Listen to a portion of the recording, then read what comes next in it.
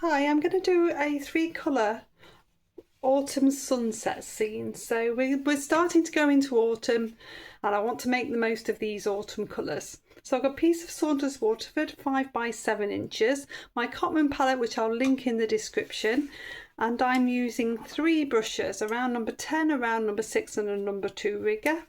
I've also got a 1p piece and a little bit of kitchen towel ready to lift out my sun. So I'm going to come on with some water first of all, and I'm going to get a really nice graded wash. The colours that I'm going to use are cadmium yellow. If you didn't have cadmium yellow, you could use a different yellow or a raw sienna. I'm going to use burnt sienna. If you didn't have that, you could always use cadmium red. And I'm going to use burnt umber. If you didn't have burnt umber, you could use something like sepia, or you could use ivory black, or you could use ultramarine and burnt sienna mixed together. So there's lots and lots of options. Okay, so this is the cadmium yellow. It's lovely and warm. I'm going to come in and start to create this lovely graded wash. Bring that through that middle section. My brush a bit of a rinse. So this is all with my round number 10. I've got a nice even coat of water on, no dry bits, no puddles. Gonna bring a lovely amount of the burnt sienna in, and I'm going to do that towards the bottom as well. So I'm thinking grasses towards the bottom, possibly some distant trees. So I can build those up a little bit more into a curve. And then my last colour is going to be the burnt umber. I'm going to get that nice and dark towards the top. It's always nice to have a bit more dark in the top of the sky. And then I'm going to bring that same graded wash down towards the bottom.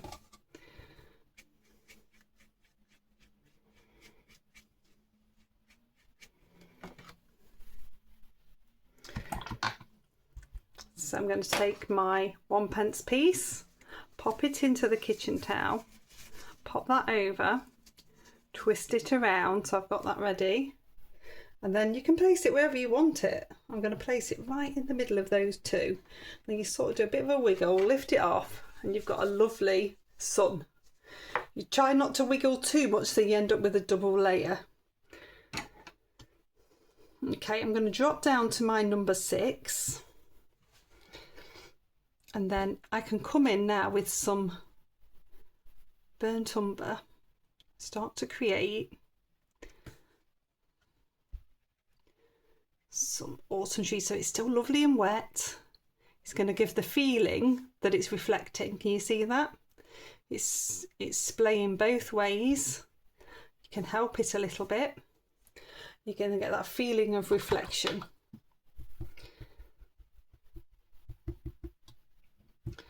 Now, if I show you one other thing, if I can grab anything straight, so I've got a ruler here. If I get a little bit of kitchen towel, because this is quite a useful technique and I don't think I've shown you this. You can do this and come across, to help if that wasn't in the way, lay it flat over your paper, push it down, and you'll get that lovely horizon. It's basically just lifted that out, so anything flat you can do that with. Okay, so I'll dry that one off. Okay, so that's nicely dried. As simple as that is, that makes a beautiful picture just like that, but we are going to add some bits of grasses in here. So I'm picking up my round number 6 and some burnt sienna, and I'm just turned upside down because I find it easier to paint downwards to a point this way. If you find it the other way better, just do that. There's no rules to this. I'm just saying what I find easier. So with burnt sienna, I'm building a layer of grasses. I'm going to swap now down to my rigger and the same burnt sienna and flow that through.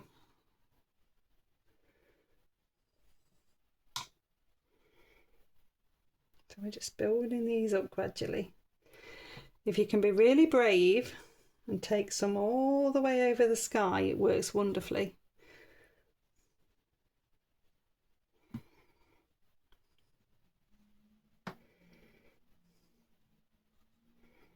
Remember, vary the angle, vary the length. You don't want it to look like freshly mown grass. You want it to look all nice and natural. And I'm going to come into the burnt umber, just activating that up. You can't see it on there, there we go. I'm going to start to build up with some of the burnt umber. It's going to flow into some of the burnt sienna because that's still wet.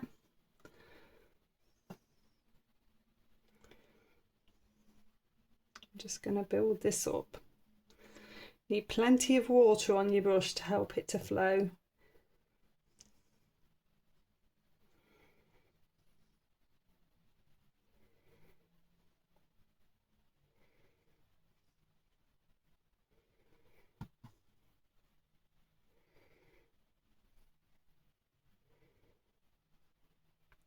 You can take your time doing these.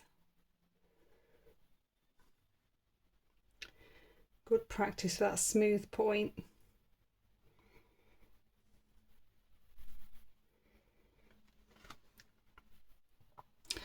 Don't panic if you drop any bits, because you can make those into bits of grasses. So if I turn this round, I can just go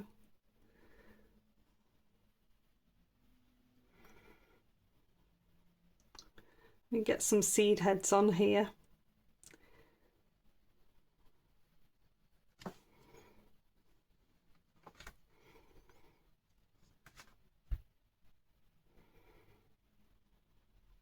So it's just really a wiggle of the brush. And it just builds into a grassy seed head. I'm going to pop another one in here.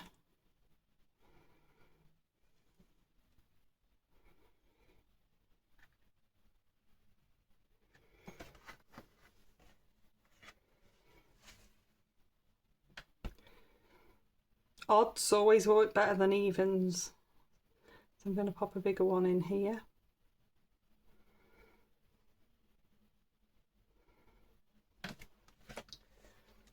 Being nice and brave. I'm just going to turn that around so I get a nice angle there.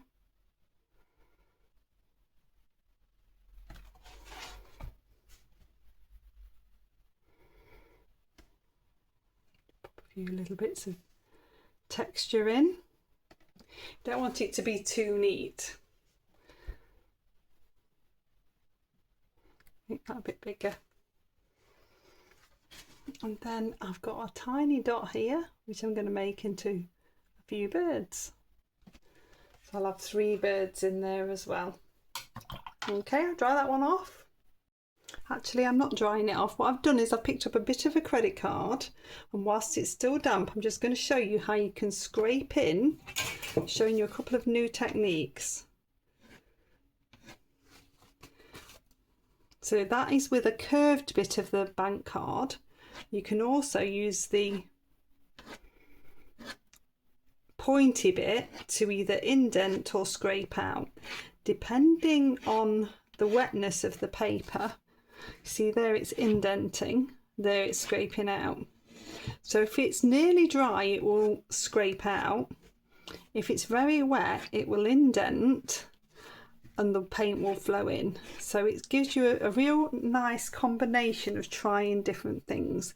But that curved bit of the card is great for adding more texture. Always want to show you new things. This is a great little addition to add in some texture in here. You can see how effective that is. I'm even overlapping little bits. There we go, that's finished. So a really interesting one with some different ways of adding texture and that muted palette. And we're coming into autumn now, so we're going to have lots more on autumn trees. I tend to work quite seasonally. So I hope you've enjoyed it. Please do like, subscribe and share. I'll pop another video here and a playlist here, and I shall see you next time. Bye.